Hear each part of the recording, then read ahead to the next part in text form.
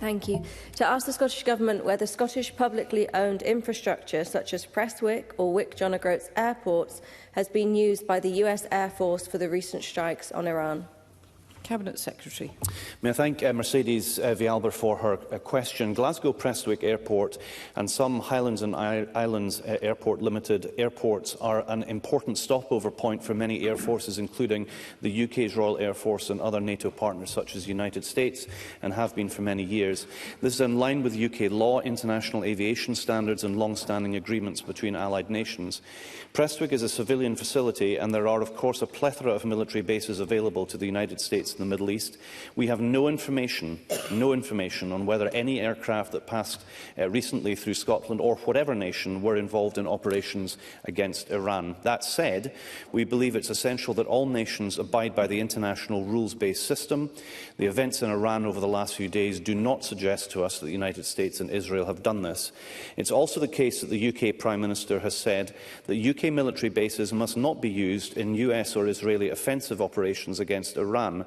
The same must apply to non-military bases, and we are therefore seeking clarity, not least from the UK Government, that no aircraft passing through Scottish Government-owned airports are part of offensive operations against Iran. Mercedes Vialba.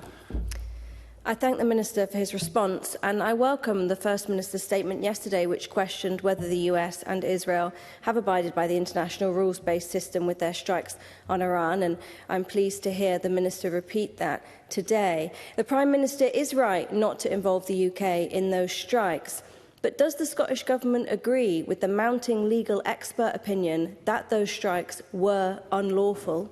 And will it condemn any such military intervention which breaches international law? On devolved competence, Minister.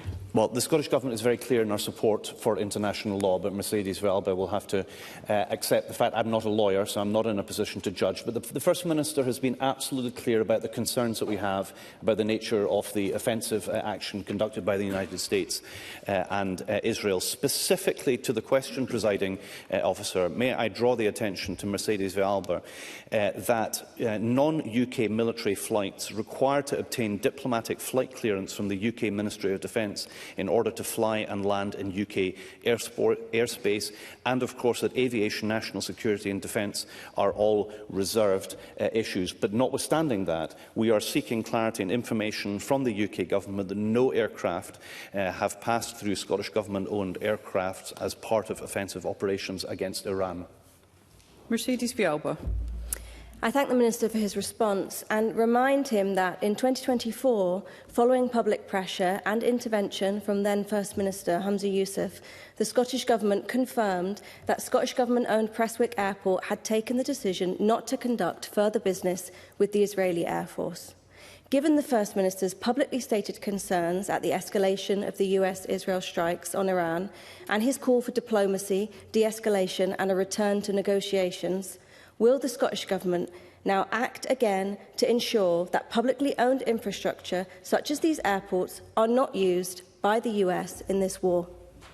Cabinet Secretary.